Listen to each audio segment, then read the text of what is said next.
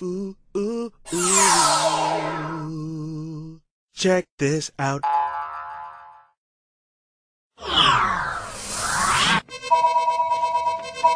Oh. Assalamualaikum. Hello? Yes? We're just now going back live with our show here. This is Yusuf Estes. This is the mailbox, and we're on the mailbag. We're here on the Dean Show, and okay. What is your question? I see.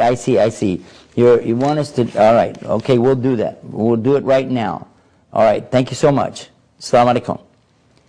Okay, I had a letter here that was asking me a couple of questions, and I was making some notes about this regarding the women in Islam. Well, we've been talking about that. Earlier we spoke about the idea of more than one wife in Islam.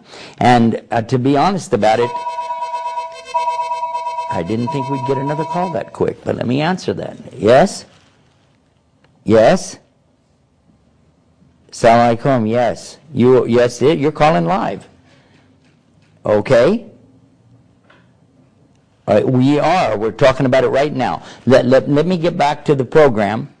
Yes, this is Yusuf Estes. Okay. No, just send us some email, okay? All righty. Okay. Inshallah. Assalamu alaikum.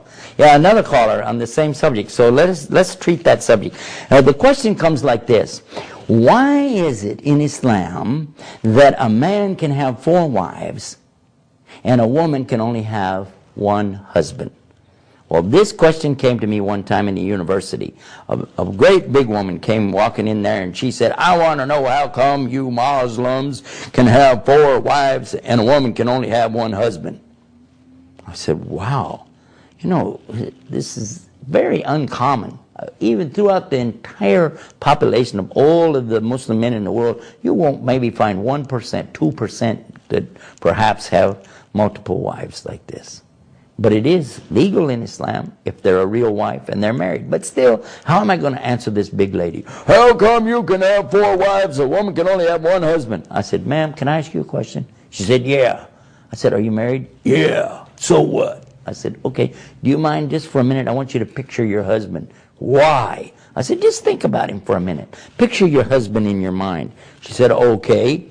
And she did, and then I said, now, you got him in your mind, he come home from work, he's sitting there in his favorite chair, asking you to go get him something to drink. She said, yeah, you probably want a beer.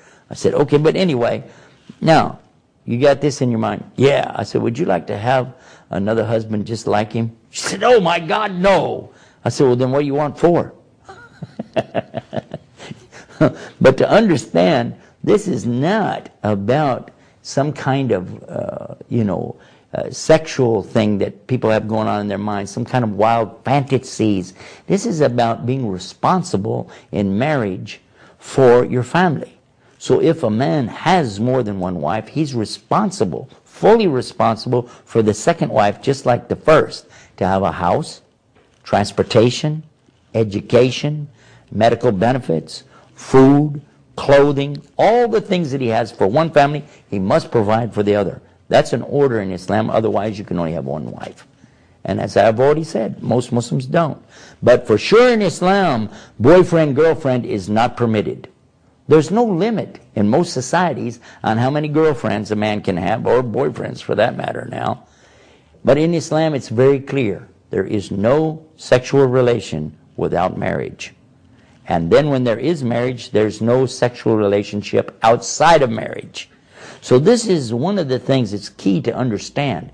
Then if there's going to be a relation, it's going to be a legitimate, recognized, and supported relationship, so that any children coming from this will have a father, they'll have the father's name, they will have the father's benefit of any education that he's providing for one group of children, he has to provide for the others. So we understand here that this is something good. This is something fair. In a world that we live in today, with such chaos and so many awful situations going on, children being abandoned in the streets and crime everywhere, and the things that we see, much of this could be avoided if what? If the children had good parents taking care of them.